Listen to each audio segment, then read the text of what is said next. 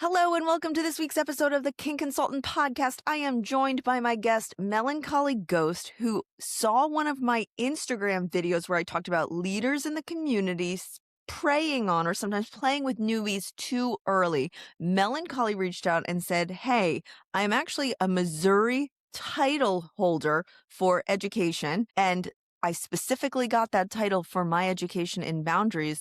Would you like to have a conversation? And I jumped on it. So I would like to introduce you all to Melancholy Ghost. Hi, my name is Melancholy Ghost. I go by she, her, they, them. I am a Missouri title holder. I am from the great state of Missouri. I am Show Me Leather, Miss Missouri Leather, the current title holder. And I am here to talk about boundaries and who I am as an individual because we want to make sure that our kink community is a safe space for everyone. I love it. As my listeners know, I just moved to Kansas City, Missouri, and I'm going to call it out. I have not been the kindest about this state and mostly your humidity. Like it's 99% complaining about the weather. Actually, 100%. It's 100% me complaining about the weather here. So I want to It call it out doesn't because make people are going to connect it, but you are on the other side of the state. So we are I guess. not in person today. We still live, I guess, 3.5 or 4 hours apart. Yeah. Yes. Well, I'm learning to love Missouri, but it is the summer and it's easier when the sun is out than in the winter when it is gray all the time. But this is not an episode about the weather in Missouri. I feel like I've done enough of those sections of the podcast already. Melancholy, one of the first things on our pre-interview call that we discussed was you just sort of peppered in that yesterday you were on a float for Pride. So I what was. let's talk about it. What float were you on? How was Pride? Did you have a good time? It was hot. As we talk about the Missouri weather, it And was humid? so Was it hot. hot and humid? No, thankfully it wasn't humid. If it was humid, I think I would have been in a complete and total nightmare. It wasn't humid. It was just really, really hot. But luckily, the float that I was on was kind of covered. I was on a float with other title holders within the city of St. Louis, the state of Missouri, and national trans folks. USA Trans Mr. and USA Trans Mix are from St. Louis, which is so cool. That's crazy. I did not know that I guess Missouri as a whole was such a kinky state, We're but a hot spot. th- I'm recognizing that. And also, I mean, you travel around two different leather communities and teach regularly, right? Yes. Yes, I just got invited to go to Dallas, Texas with my crazy, crazy schedule, and I don't know if I'm gonna make it, but I'm gonna try my darndest. I love it. Dallas is another hot spot. Like multiple dungeons, a pretty big, diverse scene down there too. I Huge in need to weather. uh I need to start exploring my local scene here. I'm embarrassed to say I moved here March 29th. It is June 29th. I'm not unpacked. I'm literally looking at a box right now. So I I need just to want get you on to it. know, I'm gonna be up there in August to teach. We could totally meet up. I can show you around. I could take you to Joe's. They have great barbecue. So when people talk to me about, I feel like I've lived in enough places where you can get good barbecue. Mainly like I have family in San Antonio, Dallas, and Houston. And I'm like, I've had good Texas barbecue. Vegas has surprisingly good barbecue where I moved from. And I went to Joe's and I'm like, oh, hands down. Now I understand the whole, this being the place for barbecue. Joe's is the reason. It's so true. Yeah. Whenever you are here in August, do you know what you'll be teaching? It's the Midwest Leather Kink Alliance. They have titles that they will be handing out, which is Person of Leather and a few others that they will be handing out. I don't want to give more shindigs, but if you look up Midwest Leather Kink Alliance, you can get some education on it, which I think is so important because then you can learn about it. But I'll be teaching Checkmate playing with Brad. Oh, all right. I mean, I'm already like, oh, is one episode going to be enough? So I got to keep us on task here. And there's so much I want to talk about. One of the first things is, can you describe or explain what a leather community is? That is such a big thing to unpack because it has so much history in it. So to kind of give a Cliff Notes version, the leather community started really in the 50s and 60s when gentlemen came back from the war and they decided that they did not want to be in lavender marriages. They wanted to be open, but not so open that they put themselves in danger because you could be arrested during that period of time. Oh, and beaten up, and it wasn't even legally. There was so much that could happen. Right. And still that stigma remains, unfortunately. But we're trying to turn the tides every day. But those gentlemen came back and they started leather protocol, which kind of went with their military protocol. And they started to go around in essentially biker gangs because they could create a stigma with the way that they looked to keep people away while protecting themselves and their group.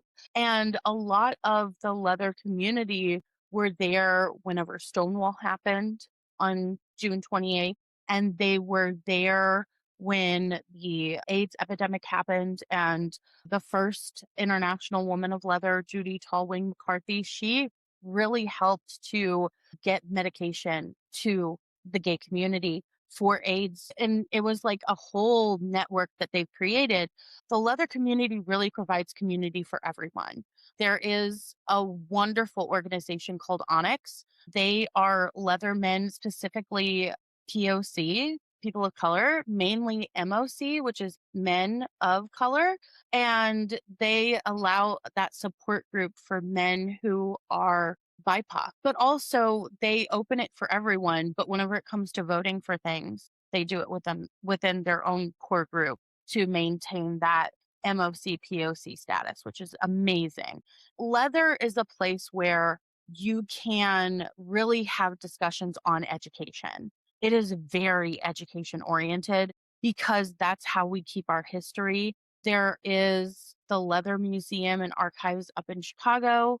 There is the Carter Johnson Library, which there's different facets all over the United States. And the main one is in Indiana.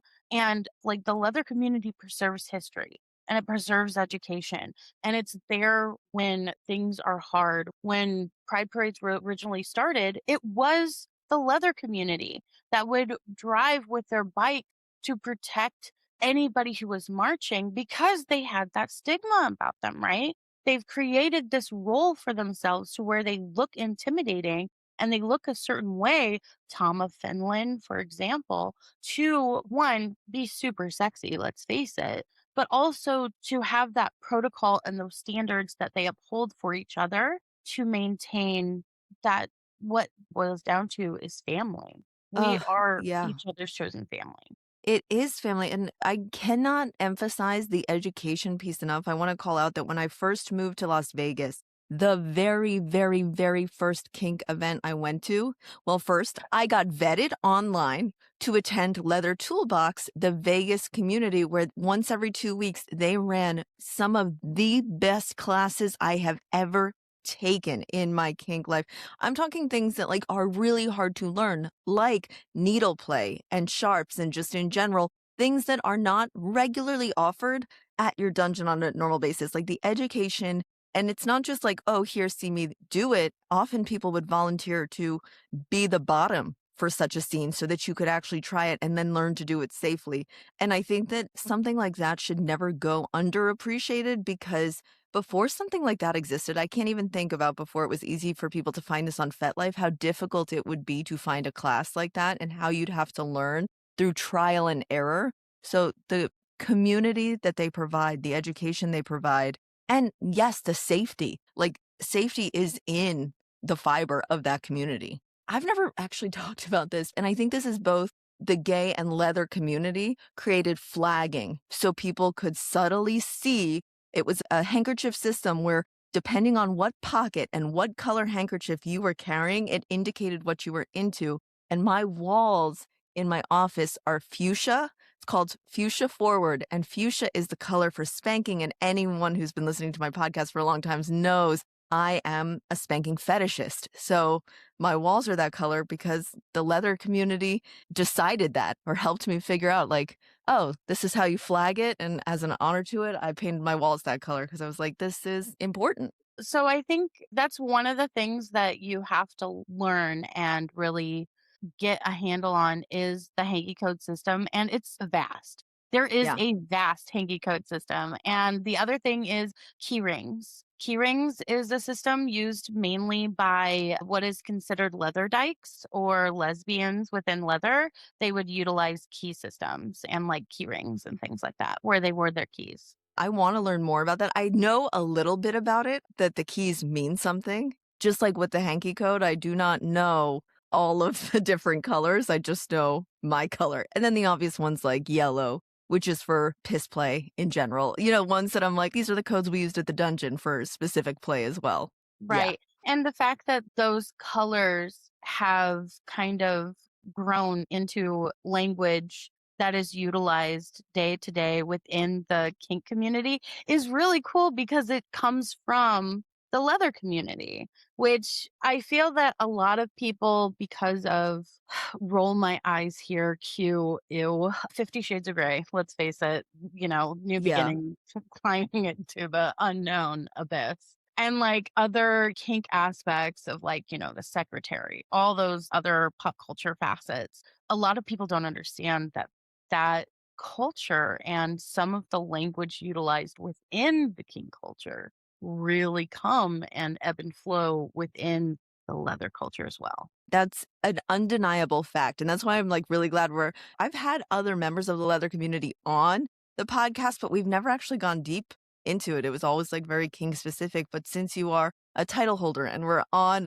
a float in Pride yesterday in St. Louis, I was like, "Oh, this is the perfect time." So thank you for going through all of that, and before we get into the meat of boundaries, and I wanna tell people, don't worry, it's coming, but Melancholy, we also, in the pre-interview, had a conversation about sexuality, and I will be the first to admit that I know and familiar with a lot of kink.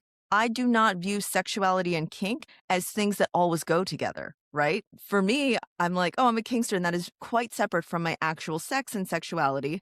But you mentioned that you are asexual, so an asexual kinkster, and I wanted to talk more about it with you if you're open to discussing. 100%. 100% because a lot of people, when they think of asexuality, they don't think about the fact that that is a large umbrella. They think that, oh, since you're ace, you don't have any sex whatsoever. And yes, there are individuals who don't have sex, but that doesn't mean that they can't be kinky. There are kinky activities you can do without even touching a person. Like there's remote play, long distance play. That's probably an ace person's dream. Let's face it.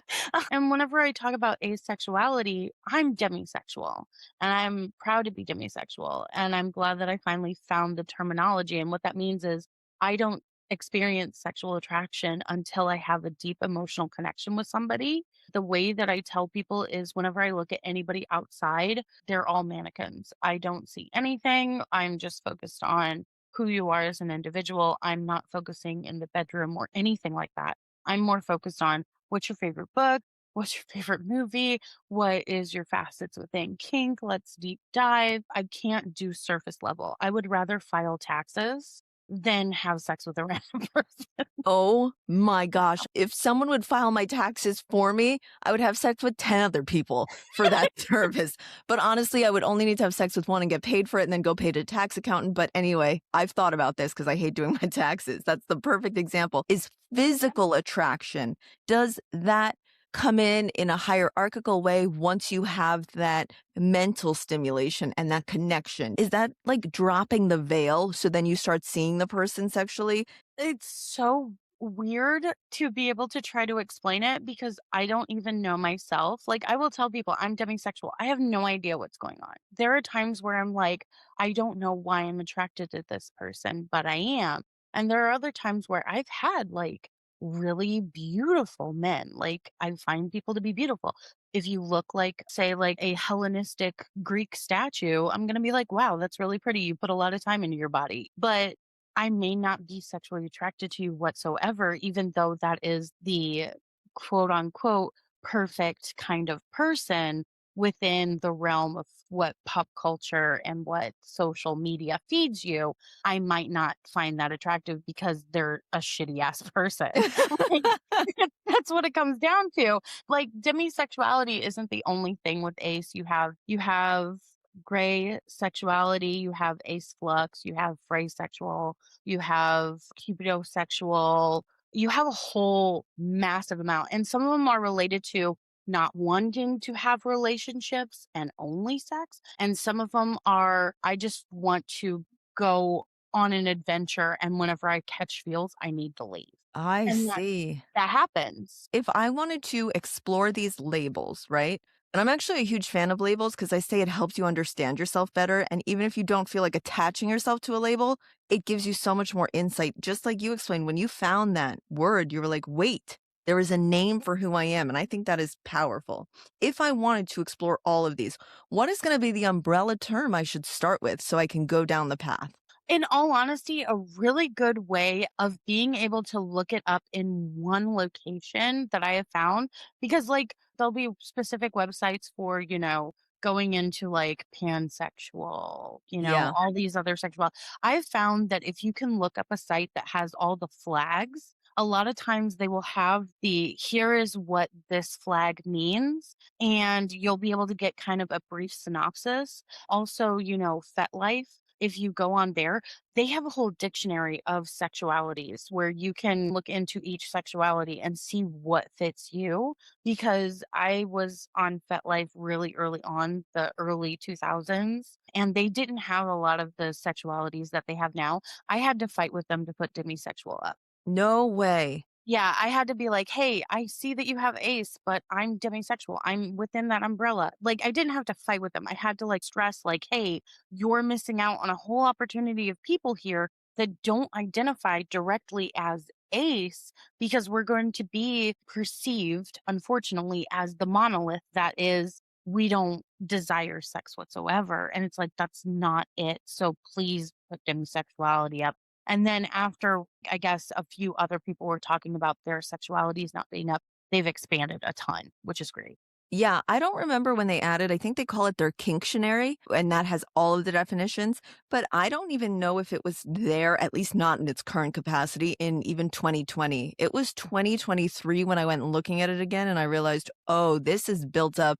Because, yeah, I was 2011 and it has grown so much since then. I'm actually the worst on FetLife because I was on it all the time between 2011 and 2015 and then stopped. And like when I started to get back into it, honestly, when I became single again 3 years ago, that I was like, oh, this is a different place than I left. Even my boyfriend now teaches me how to use it in ways because I was like, I swear this wasn't here in 2011. Yeah, they add a lot. Like, I love the journey that they're going on because they're really trying to make it more user friendly and user oriented, which is great. Because, like, before it was very, I want to be kind, but it was very cumbersome. It was very like, you need to know how to work internet and HTML to make this work. And if you don't, good luck. Yeah. But now they've done a lot of back end coding and all that good stuff to allow people to have more of a solid interaction. Do I think that it needs a tutorial for new people? 100%. Do I think that they should have me on there talking about boundaries for new people who come in? 100%. But that's me tooting my own horn. And I think it's well deserved. Even from the first 23 minutes of this conversation, I'm realizing cumbersome was the perfect word. I'm like, oh, she's good with words. I Like love I words. I struggle to find the right word, and then I end up sounding like a valley girl and saying like a lot to explain what I mean. But the message gets across anyway. And I think that that is a perfect segue into the message getting across when it comes to talking about boundaries. I want to go through it all, including, if you're open to it, talking about the difference between preferences and boundaries and how both are valid, in my opinion, but how boundaries are paramount, understanding them and really understanding someone's boundaries before playing with them. Preferences, you don't really need to get into, but boundaries are an important part of play. Yes, I think preferences are what you would like ideally to have. Boundaries are what you really need. Yeah. So, like, there's haves and there's needs, and boundaries are a need. I think just to kind of like get into the meat and potatoes of the whole thing, I think the biggest problem that we have within the community is people don't understand the difference between boundary and rule. Ooh, okay. And I break that down first and foremost because if you're going to really boost your boundaries, you need to know the difference between those two things because you have a lot of manipulators within the community that will say, I'm a Domly Dom and here are the rules. And it's like, wow, you've just removed the human section of any person who is bottoming to you. And that's really gross. Like, let's face it. So, the way that I break it down for a person to make it really simple is boundary is me, not we, and a rule is we collectively. So whenever I say a boundary is me, not we, it is saying like when you are talking to somebody about your particular kink or a fetish that you are into, you say, I really like it when I get to take off my stockings and have somebody play with my feet. I'm talking about me. I'm talking about I'm not telling another person what to do. I'm saying what I like. Whereas I'm just prefacing this, I don't like feet, FYI. That was just an Okay. example. But then a rule is when you both choose, like me, I don't like feet. This is a great segue that I've provided myself. I'm going to say a rule has to be, and I'll probably do this at the beginning of a negotiation to give the person a chance to get out. If feet is their main fetish, I don't want to take that away from them. But I'm going to say, hey, feet are not my thing and never will be my thing. I am happy that it's your thing. But if we're going to have this dichotomy work, it's not going to work. Because if that's your main fetish, we would have to set a rule where you don't touch my feet. And now you're missing out on that. And I would hate for you to miss out. And I would have to break that off. So a rule allows somebody to have an out as well. I was going to say that's extremely validating. It's like there is nothing wrong with what you want. It is just not what I want. So it's like drawing the line of like, I don't do that. This is where it's confusing for me, right? Because you not playing with feet still sounds like a boundary. Is Yes. 100% a boundary. And the thing is that stating that boundary, and like I've had a few people who wanted to play with me and they love feet. They have it as one of their top fetishes and they talk about it all the time. And it's like, I'm going to have to make the decision for the both of us as this negotiation happens that this isn't going to work. Yeah. It's not going to work because you want this. I can't give this to you and I want you to have it. Therefore, this isn't going to work. I know that you want this now, but you're going to be better off finding somebody who is going to give you the exact thing that you want.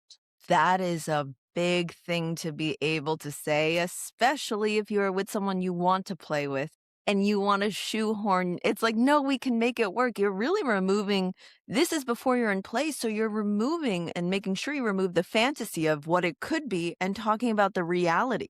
Yes. Yeah. And that's one thing that I will say, like, first and foremost, is whenever you're going into this, you are removing the fantasy because you don't want the fantasy to influence the negotiation. Because then they're going to look at the negotiation as if it is power dynamics. And whenever it comes to negotiations, people need to be on the same level. And when talking about boundaries, people need to be on an equal level because if you have that power dichotomy within there, things aren't going to work correctly because somebody is either catering to another person and removing their ability to compromise without losing integrity, or the other person is making them feel forced to do this. So Yeah. being able to remove that fantasy of saying, this is not like the videos you see online. This is not like the books you read. This is the reality. Jingle, jingle, jingle. Pay attention. Here's where we are.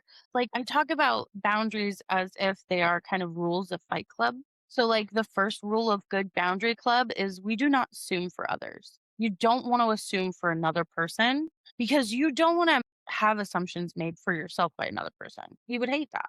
Oh, I would hate that. And in play, I don't think I make assumptions for other people. However, in general in life, I think I make assumptions. And I think that that's common for all of us. We make assumptions about people, and that's how we stay safe outside. Like when you're in the world on the subway, you make assumptions about this person is safe. The majority of people here are safe. But you know what? that person punching the wall at the end of the subway for all of my other New Yorkers listening right now. Like, we assume that person's not safe from some evidence. But yeah, in kink, you're right. I don't want anyone assuming what I like, don't like, how I am as a player. I want them to talk to me and have a conversation about it and ask questions, which means I should probably be talking to them and asking questions equally. Yes. And the other rule of Good Boundary Club is we don't want to interpret, we want to ask for elaboration. And I love that rule. As a coach, that is so much of what I do with my couples clients. So they say something and I usually pause and say, what I heard you say was this. And I put it in my own language to make sure that we both agree, even though my words are different, that we're on the same page about whatever was just said. And it's always interesting when a third person is there to say, like, actually, here's what I thought they meant. Or the person to say, no, that's not what I meant at all. So that's like how I like to make sure and get help on elaboration of like, wait, am I hearing this part right before we dive deeper in? If we were breaking this down on a practical level, questions that you recommend people ask to get elaboration on any point, like, I want to do something in real time here. So if I'm talking to somebody and they say, okay, great thing to talk about.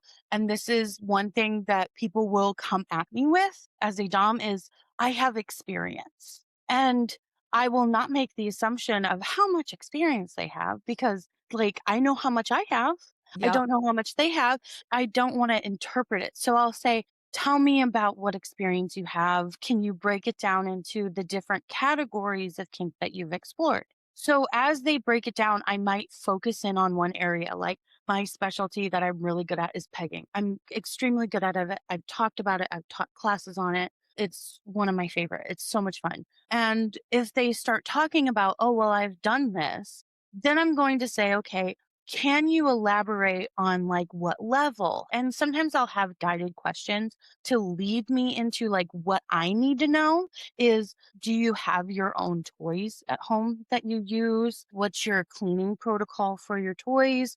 Have you utilized an anal training kit? Where are we at with your level? Because if it's like, oh, well, I'm used to getting fisted 2 ways to Sunday, that's really experienced. Yeah. Whereas if it's somebody who's like, I have one butt plug, that's somebody who's just getting started. And there's nothing wrong with somebody who's just getting started at all. And I feel like a lot of times, sometimes kinksters tend to elaborate to try to seem like they have a lot more experience than they do. Whereas I will tell people right off the bat, like everybody starts somewhere. I would rather you be honest with me because the honesty of that is going to gain you more of what you are wanting at the end of the day or allows me to say, hey, this isn't going to work. And it's not a you thing. It's a, hey, this isn't going to work because of XYZ. And I'm going to give you the reason why. Oh, facts. That is textbook exactly how you should. You should be honest. I have found one of the hardest things to do is to get people to actually really get down to the true version of the story for them. And I think it's a couple of things. One of the minor ones is I do think sometimes the kink community can be very like, oh, you're not that experienced. You're new, gatekeepy for the newbies. So then you want to fit in. But I also think in the kindest way, a lot of people just don't know what they don't know. So I don't think a lot of people who are exploring anal know it goes all the way up to fisting and double fisting. Like that is a reality. And I think that unless you understand the range, I do see how people will kind of get lost in the true level of their experience because unless you know the beginning, which I would say is probably a finger in the butt or even something like if your partner is scared of putting their finger in your butt, you can even get these things that you put on your finger that are like a ring and they're tiny and you stick that in. So like I would say that's beginner level. And I would say, yeah, any level of fisting is extremely advanced. And now in saying that, I know that there are also really long toys that can go very far in. And in my world, anything that goes farther in than your hand and can really go in, I'm like, that I think would be super advanced. But Melancholy, is there something I haven't mentioned? Am I not knowing how far anal can Um, go? my favorite thing is to tell people to look up the Google definition of like how much an anus can stretch because it is the stupidest thing I've ever seen, and I'm not going to go into it. Just look it up. Just look Oh it my up. gosh, I It's love this little, like, it's it exercise. is so silly. It's just like, why would even somebody write that? But it's there. Is it factual? No, like it is, but it's written in a really screwed up way. And Okay. I feel like it's definitely one of the Google people who's like, haha, I have inserted this here into Google and nobody will know unless you look this up. I'm fairly certain it's still there. Give me one moment. I'm going to Yeah, double check. please. We have time. Oh, I think they took down the fun part, but it does go into it pretty good about like training and stuff like that. Cause I think a lot of people think like, oh, yeah, I can take that. It's like, dude, it's like the Olympics. You have to train. Some people ask what's the kinkiest thing you've ever done, and I was a pro dom in a New York City dungeon, and even though at the time I didn't view it that kinky, I think double fisting a man with the other dom was probably the kinkiest thing I've ever done. We held hands and went in together, and we looked kind of alike, like, that's why people chose us, and I think that was the kinkiest thing I've ever done. So, the reason I even brought up, like, how there are such extreme levels is I'm 37 now, I was probably 24 or 25 when I did that, I was very naive. I always joke, I haven't always been the kink consultant. I used to be a 24-year-old fool who just didn't understand everything and was doing it. I was with other doms. It was not just randomly sticking our fist in someone. The person I was doing it with was actually much more experienced with it. But my point is, you don't know what you don't know. And I think everyone just accepting that about themselves, like my curiosity question of like, oh, what do I not know? Wonderful way to be curious about yourself too. The funny thing is I was like, did you both hold hands and you beat me to it? Like, So that brought me such immense joy. You saw it on camera. That was beautiful. yes. Just to go into the third rule of good boundary is being present and mindful, speak with honesty and listen. Because I feel like a lot of times people don't listen. And like you were saying earlier with your clients about how you kind of reiterate what they're stating, that is always a good practice when negotiating with somebody and going through their boundaries is reiterating what they're stating because that allows you to say, let's go deeper into that. Let's talk deeper into that. Because if you can go deeper into that conversation, that allows you also to kind of clock if the person's telling the truth or not. Because if there's a lot of, well, and they're not able to Yeah. dive into it, then it's like, okay, let's backtrack. Let's go in another direction because obviously there's something here that is stopping you from having this discussion. It might be nerves. It could be nerves. I don't want to assume that it's not, but I might stop and say, are you nervous about this? You know, do we need to stop? Do we need to come back to this later and allow the person to have a little bit of break? Because I don't want to make the assumption, but I am going to look at it a bit different of being like, well, this person isn't being open and honest. They're kind of being a little bit, reserved, which when you get into kink the first time, yeah, you're going to be reserved, but I try not to play with brand new kinksters. I try to say, hey, here's some books to read. Go and read them, then come back to me because those books are going to make you feel a lot more comfortable with having these discussions. The fourth rule of Good Boundary Club is reflect and remember that your time is an investment. And a lot of people don't think about time as being a part of boundaries and negotiation, but it is 100%. Like right now, we're having this conversation.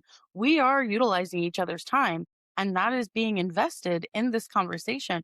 And it's so vitally important that people understand when they are having the conversations of those boundaries and the person is kind of beating around the bush.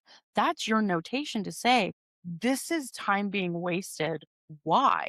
And do I need to stop this conversation and go? Can I just remind everyone that just because this is a kink conversation, it does not mean these same rules can't apply to your dating life It does. because that is how we need to be thinking about it. Time is an invaluable resource. You can't get it back. Like you lose $10, you can find a way to get $10 back, but losing time, it is a valuable resource. You can't just create more. So Right. honor your own time. Exactly. And like the thing is that that is one thing that I will tell people time and time again is my favorite lines are compromise without losing integrity. And your time is something that is invested, and you have to choose who you want to invest it in. And you have to make sure that that's the right investment that you want to make. Because if it's a person who's going to waste your time or take up all your time and not give you time, then that is becoming parasitic. It is not symbiosis. It becomes a take, take, take rather than a take, give dynamic. Yeah. Because it is And called power exchange, not give power. because of that exchange, that is why I firmly fall on the side of it's not just, I don't personally like the statement, the sub has all the power, because they do hand it over and then the Dom has a lot of power. And at any time, either person can cut off the exchange, they can end it, which means that the person who is holding the power at the time of it can also just have all the power. If they say, no, I'm not doing this, then power exchange stops. There's equal amounts of power that you're exchanging and playing with. Just when you said that, I was like, this is why I always think of it. It's you don't want a one-sided situation, and I don't like viewing any part of it as one-sided.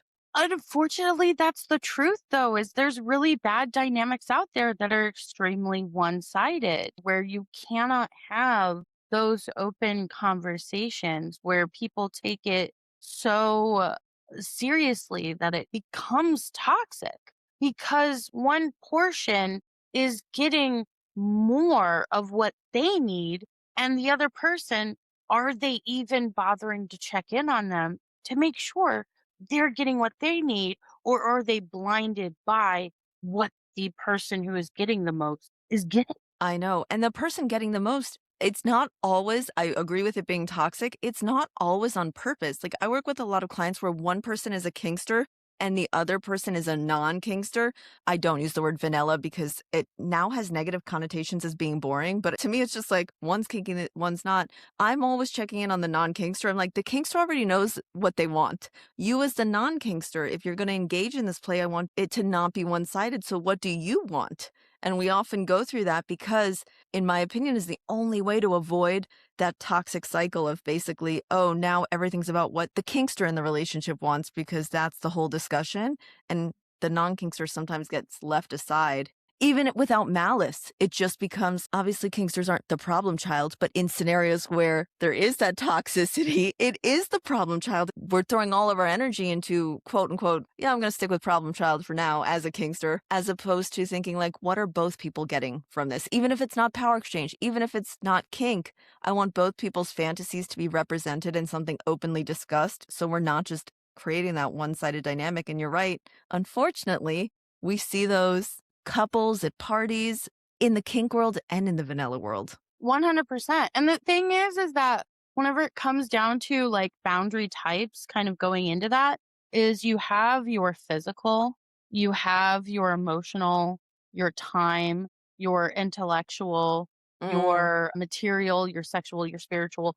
You have all those boundary types to consider when going into not just everyday life activities, but into, kink activities. And like a lot of people will sit there and go, well, what do you mean by spiritual?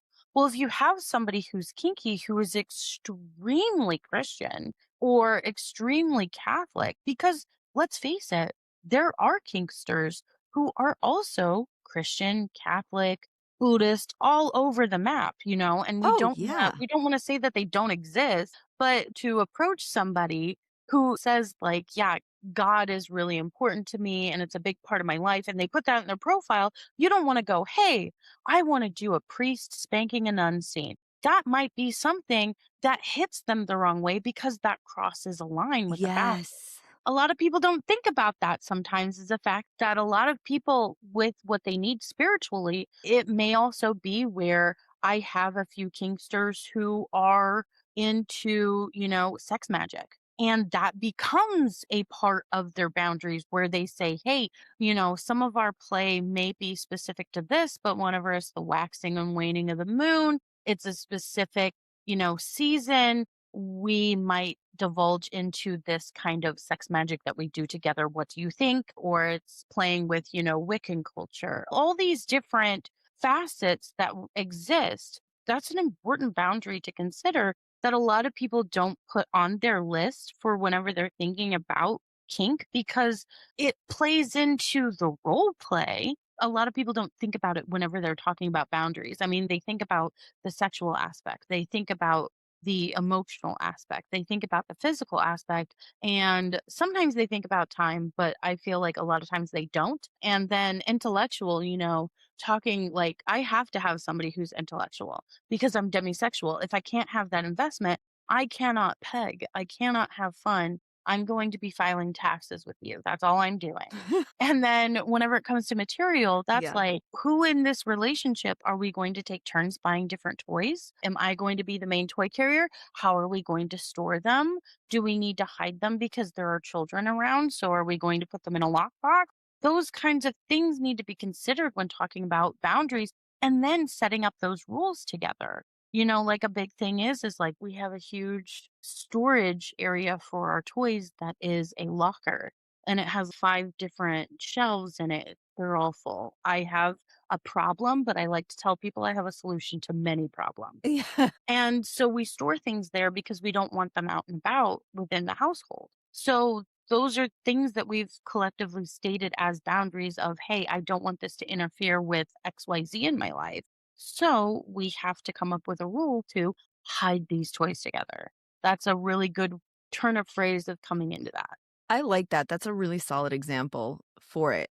Can I throw some things that I've talked about as boundaries and I'm like, I don't know if I'm phrasing this right. One of my boundaries on Monday on social media, I do Ask Me Anything Monday or Monday Ask Me Anything. I let people ask questions, but I have some rules of what you can and can't do. And one of my rules, and I call it a boundary, is you can't ask questions about my body. But that is actually putting something on a you. It's like, you can't do that. I guess a rephrase would be, I don't answer questions about my body. However, I also don't want them asked because they make me sensitive. I love the fact that you answered your own question Yeah. because that is exactly how you want to phrase it. But like that led to a beautiful gateway. And I really appreciate it because how to set up boundaries for success is to say, I feel.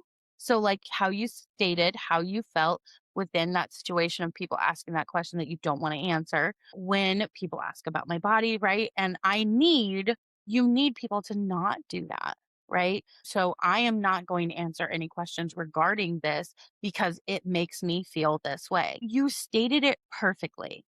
The fact of the matter is going into that and stating the fact that that is a perfect boundary.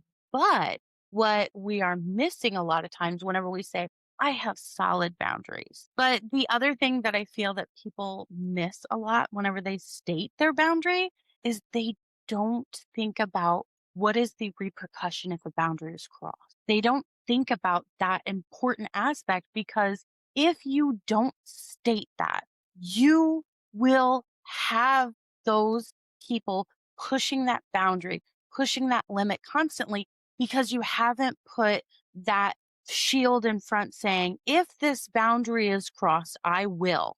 What will you do? So if somebody asked you a question about your body within that Ask Me Anything, what would you do in that case to a person who is, let's say, like they asked it 3 times or even 1 time? One time I will ignore it. Oftentimes, 10 times I will ignore it because it's very easy for me to pass over. It's an interesting question because there's a risk. I will never out anyone. So, if public or private profile, I will never say this person asked me this question. However, there have been times where I have posted the question without their information attached and just gone off about like how asking that is a rude thing and explained why. So my response varies, but 9 times out of 10 is going to be I ignore it. I never look at it again. The same person might ask the same question 10 weeks in a row, and it is highly unlikely I'll even notice because I just filter it out of my brain immediately. But I ask that they not ask the question because I pride myself on answering all the questions. So I want people to know your question. What happens is your question is not going to be answered. You will be ignored. And that is the, I guess, consequence. And no, that's a valid consequence. So, like, if it was for me, example, I like to make sure that people know that the repercussions are based upon who you are as an individual and what you're willing to put up with. So, I like to say that our boundaries are stemmed in 3 types. There is what's considered the boundaries that we come up with as children that are kind of ingrained in us from birth on up, where here's how I feel about this, here's how I view this. And then there are the boundaries that exist because of interactions with people. and Yeah. individuals. And then there are boundaries that are interactions within situations. And the one thing that I would say, if it was me, I would be like, if you ask this questions 3 times within this session, I will block you and you will never have access again. Because if that person is going to violate that 3 times, then they're able to violate everything because they're not listening to one comment. Like, I will give wiggle room to some people, but if it's for me personally and it makes me feel a certain way and I value myself as an individual, I'm going to be like, okay, well, hopefully I can educate some people on not being assholes by stating the fact that you only have 3 chances on this particular post that I'm making on Reddit. 3 strikes and you're out. Like, you've screwed the pooch. You can't come back and you can't learn. That is so caring and loving to give people that many chances that it's sort of like, here's what's at risk. Your access to information is at risk if you cross this boundary. And I definitely have that in real life interactions with partners, but not so much on social media. But as I said, it's being ignored is your consequence there. Okay, that's making a lot of sense. Flipping it a little bit, I love the 3-time rule too, because I do think that crossing a boundary, especially in relationship, can be inevitable. You know what I mean? You're together so much, you talk so much. Eventually, boundaries might be forgotten, misunderstood, or you don't realize what you're actually doing is crossing the boundary that you're very clear on. What do you say to people who are the people who accidentally cross a boundary? Is there a right way to act? Is there something that you can do to make it up? What's the process? Oh my gosh, that's so good because I've already got it here. It's almost like you can see my screen. It's so funny. So, what happens if I break a boundary, right? Yeah. And it's not I break a boundary, haha, I'm that asshole who doesn't give a shit about boundaries or says, I don't have boundaries at all. What a joke. You do. Let's face it. Is that if you violate another person's boundaries, or even your own, because you can violate your own because you're trying to cater to somebody. There have been Oh, options where people do that. It's important to make sure that you do this sooner rather than later. Don't sit on it. You don't want to sit on it because that allows emotions to start flooding in and allows them to settle in and allows people to feel even more of an impact because you're not fixing it right away. So, like, you want to make sure that you're letting that person know that you acknowledge the boundary that was violated. And you will say, you acknowledge it and you apologize and you don't blame at all. You never blame the person that you're violating. Even if it's yourself, you don't blame yourself for violating your boundary. You just acknowledge that that did happen.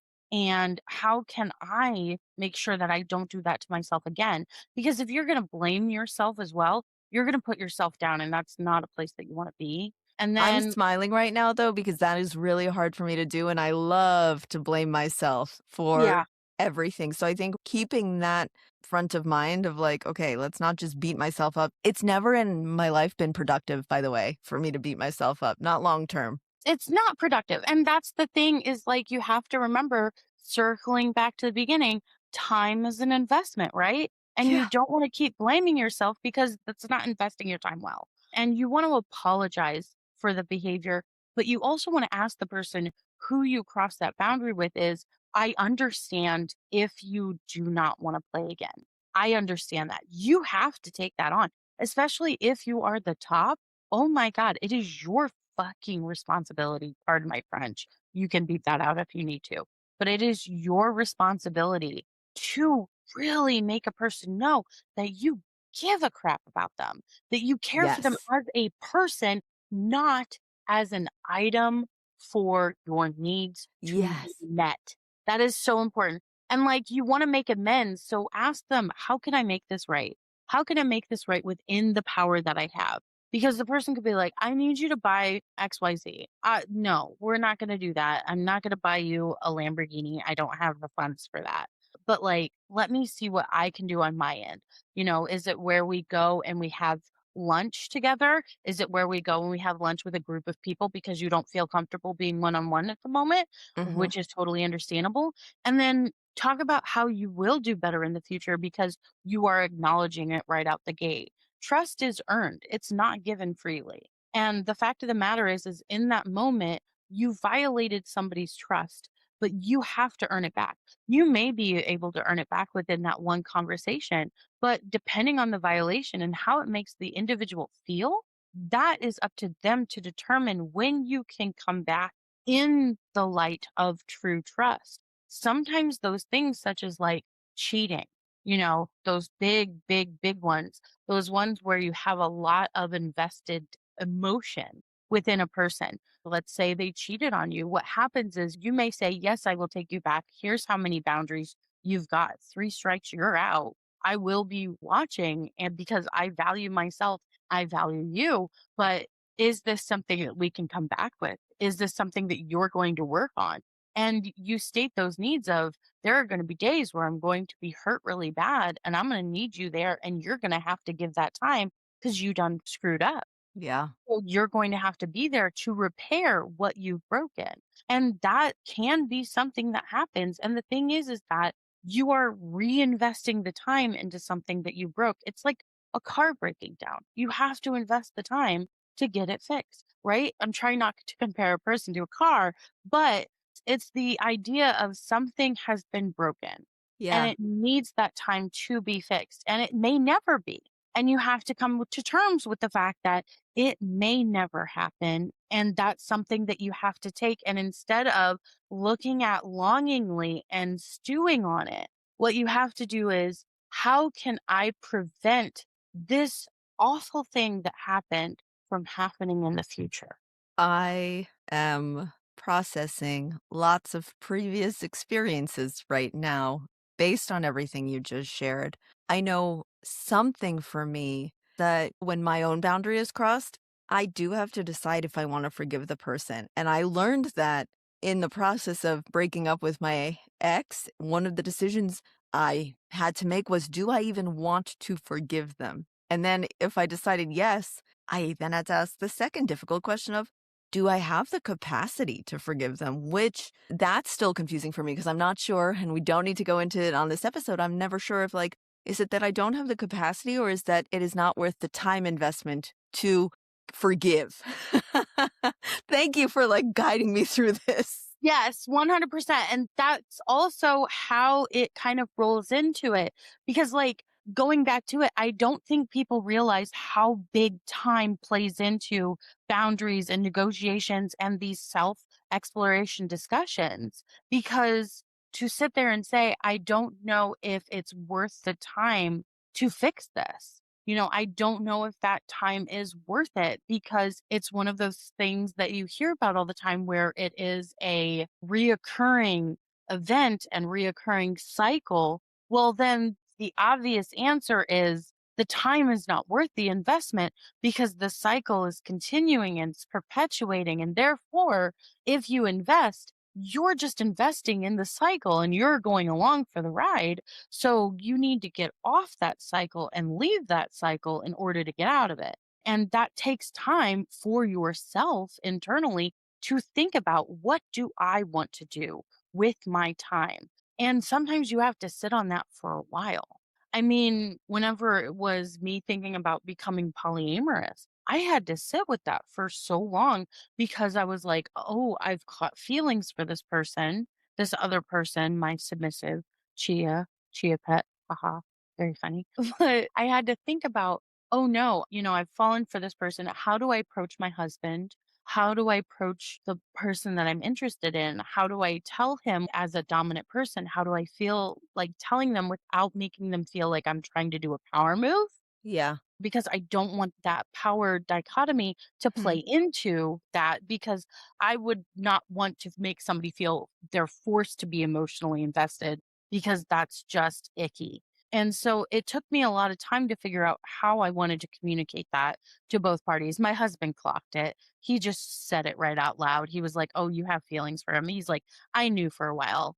Go and ask him." And I'm like, "Okay, well, that's done." And then Wow. yeah, my husband's really good at clogging stuff. He's extremely good at that. It's crazy. Sometimes it's not on my radar and he already sees it. He's just like, this is just this. And then whenever I approached him, I'm like, hey, it's okay if you don't feel the same way. Here's how I feel. and laid it all out. And it was like a week later, he was like, "Yeah, I feel the same way." And we've been Oh, together for 10 years. So whoa, doing pretty good. that's a long time, but also you brushed over, in my opinion, that like, oh, a week later. To me, time passing, I can be anxious, right? Was that like this painful week while you were like, oh, how do they feel? Or were you giving It space? No, it was like at first he said he didn't feel that way. And I was like, no, I understand it. And the way that we had utilized our boundaries in negotiation is we started out as top and bottom. Mm-hmm. And then we went to dominant submissive because we wanted to go into it without having any preconceived notions. We wanted our rituals and our rules that we set for each other and all these other things to be traversed together as top and bottom that we could implement then as dominant submissive. And at the time, we were still top and bottom. So it wasn't crazy invested into dominant submissive, which holds a lot of emotion within it. And so I was kind of like, oh, okay. And then I'm like playing with him. I don't know how it's going to feel moving forward. But as time went on, he was like, you make me smile every day. I'm stupid for not saying it sooner. But I'm like, dude, you have to sit with it for a while. You have to choose. I can't choose that for you. You are your own individual. And the fact that we bridged that gap, and then shortly after that, we decided to explore our DS dynamic and then launched into that. We tried MS, but then it just didn't work out for us because he likes being a brat and he felt like he couldn't be Yeah. as bratty. And I'm like, that's totally understandable. So we went back, and that's why I'm also like teaching the chess playing with brats in Kansas City. I told him, I go, hey, you're coming to Kansas City with me. We're teaching a class together. And he goes, look, me bratting, it's finally paid off. And I'm like, oh no, oh no, big head. But he's right. Okay, so I'm definitely gonna be there. I could ask you questions all day, but time is of the essence, and I've narrowed it down to my last two questions for you, and then whatever you want to share, we have time for as well. My first question is all of the things you shared about boundaries today and how to share your boundaries and interact and what happens when your boundaries are crossed. Do you think it's the same rules that apply whether you're doing pickup play, which a lot of listeners know that I enjoy, where I will go to a party and meet a stranger and play with them and we'll have a negotiation conversation. Like, is it the same in that scenario as it is in an example that you just gave with your sub of like having these conversations in a longer term dynamic? I think that the best way to compartmentalize the two is the fact that the two are the same and different at the same time. They're adjacent. Because with the play that you're going out and you're doing pickup play, you already have the idea of what you want. You know what you're capable of. You know what parameters you have already. You already know what you want to negotiate with, and you already know your boundaries that you want with it, which is so vitally important because you should not go in if you don't understand that first and foremost. But you've got an idea, you've got a range, you're finding a person that you've watched play or you've seen play a few times that you're like, you're going to fit with what I want, and maybe we can work out something together. That's one way of doing it because it's kind of the Cliff Notes version, right? Yeah. You're still getting the same information you need. It's just boiled down to the specific play session. It's the specific moment in time. Whereas whenever I'm talking about like the stratosphere of negotiation here and boundaries within those negotiations, that's more long term because it's stretched out. You're giving way more time than you would whenever it's like a quick play session. You're giving a shorter period of time for something that is a short, finite moment. Whereas when you want to negotiate for a getting into a DS dynamic, you need to invest more time for a more serious dynamic. I'm telling you, time is a big thing about this. That's my Um, takeaway. for instance, is like whenever I tell people about how to go into this, you have what I call the applying boundaries in play, which I call the CATS MEOW. And you can always do this with like short play or long term play is communication, attentiveness, time together, safety over satisfaction, and meow, maintain energy and observe warning signs. Observe those red flags, find them out. That's what the meow is. So you have the cat's meow. You can utilize that for big moments where you're investing more time, and you can utilize that for shorter moments when investing in time. Like if you're going to say, hey, I want to be tied up in rope, can you show me your tools that you're using to cut me out of rope? And if they say, well, I don't have safety scissors or anything, that's whenever you know that's a meow. That's a warning sign. And you need to get the hell out of there. Right. Oh, yeah. So every question I've asked so far, I swear to God, every question I ask, you come with this like solid answer of, and this is not prepped. I never send people questions in advance. That is the joy and beauty of the Kink Consultant podcast. We just have a conversation, but like every nugget in that answer was amazing. I have not heard meow before. So maintain energy, observe warnings. Wait, is that a That's you? that's mine. That's my baby. I So, love like, it. I wanted something to stand out in people's minds, and let's face it, the beginning of the internet really was cat memes. Yes. So, I'm like, "How can I frame this around some sort of something that can be really remembered?" And so, like, C is for communication, and I go into, like, being blunt, being clear, and making sure to do a self check-in and time. Time management is always a part of each and every one of these, and attentiveness, making sure that you're listening, making sure that you're repeating things back or asking additional questions if you don't understand, or saying, hey, can you repeat that for me so I can understand it better? Because let's face it, we all come from different walks of life, different places within the United States, that our way of talking and framing things may be different from one another, that we have to have that clarity. And if we don't get it and we just assume, you're screwed, you're going to be screwed. Something's going to happen and it's not going to go well for you. And then time together is, how much time do you want to spend? Is it where you want to do pickup play? Is it where you only want those short, finite moments? Or do you want something more long term? Or do you want the back and forth of both? Yeah. Those are things that you have to consider. And then safety over satisfaction is checking in with a partner, public, not private. Do you want public play or do you want private play? Safe wordings, agreed upon play, all those things, having, medical kit, having the shears for rope and safety scissors and all that stuff. And then meow is maintain energy, which is maintaining the full energy of the conversation and being invested in it. And then observe warning signs is look for those red flags. And the thing is that above all, whenever talking about boundaries and talking about negotiation, the one thing that we don't do enough as a society overall, aside from not having boundaries because it's designed that way, but we don't trust our gut enough. And we need to trust our gut more. So if you get that feeling that something's off, that's your internal body clocking something that you need to listen to. Oh, yes. We do not listen to our gut enough. I think that is why, as the older we get, the more confident and happy we become. I think we start to trust our gut just a little bit more. And there's enough data points to be like, I've been here before. I've felt this way before and it didn't work out. So let me stop. Okay. Melancholy, all of the information you shared today has been amazing. Is there anything that we haven't discussed that you wanted to go through? The one thing that I would say is never stop learning. Always, always continue to learn. And anybody says that they have enough knowledge and they can't name any books or any books that they're currently reading, then they're not doing the due diligence that they should for themselves or others. Like, for instance, right now, I am reading Black Men and Leather. I'm understanding that book currently because that is something that I need to know in order to move forward with different titles that I'm going to be running for. Oh my gosh, I can't emphasize that enough. I would argue I don't care what books they've read or wrote.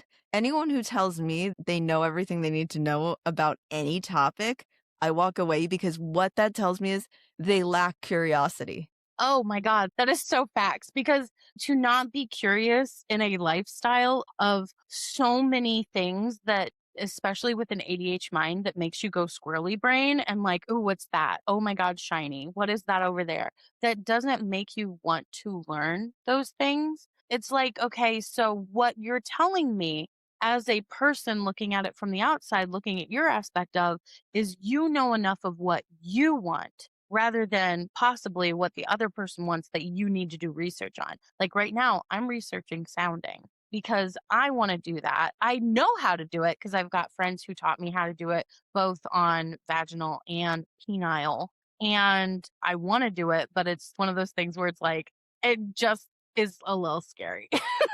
People who listen to this podcast religiously do know that I've done sounding. I learned it from another Don. That's why I talked about how much I loved my dungeon experience of like, whatever you wanted to learn, you were going to get the opportunity to learn it. But I squeezed my legs together when you said vaginal sounding, first of all, but even penile sounding. I'm not super squeamish. That one made me squeamish. Doing it, I was just like, it felt counter to how I should be living life. And yes, I'm the girl who double fisted, in a session, but that felt normal for some reason compared to sounding. So I love that you are going on this journey, that you've done it, and now you are reading books on it to learn more. Reading books, listening to different podcasts. Luckily, I have people who are in the medical field that know about it and will talk about it, and they'll talk about different kind of lubricants that are really good for it and other lubricants to stay away from because they have shellfish in it, and my partner has a shellfish allergy. So I would hate Whoa. to utilize something like that because it could cause him to have allergic reaction. So, like, that's something to consider, and that's something that I always consider whenever utilizing any kind of lubes or any kind of insertable things is, will there be an allergy with this? Because it's so vitally important to know. Super smart question to ask. All right, Melancholy Ghost, it has been my absolute pleasure to have you on the podcast. We will definitely be having you back. My final question is, where can we find you? You can find me on Instagram under Miss Melancholy Ghost, Facebook Melancholy Ghost, Xbox if you're a gamer, Melancholy Ghost, and FetLife on Melancholy Ghost. I've made a pretty good brand for myself. Yes, you have. You also taught me how to spell melancholy. So uh, that's what I learned today. Thank you so much. And everyone, you will be able to find those links in the show notes. Thank you for joining us, Melancholy Ghost. This has been a fascinating conversation. Thank you for having me because more than anything, I stand on boundaries because they're important for everyone. Oh, love it.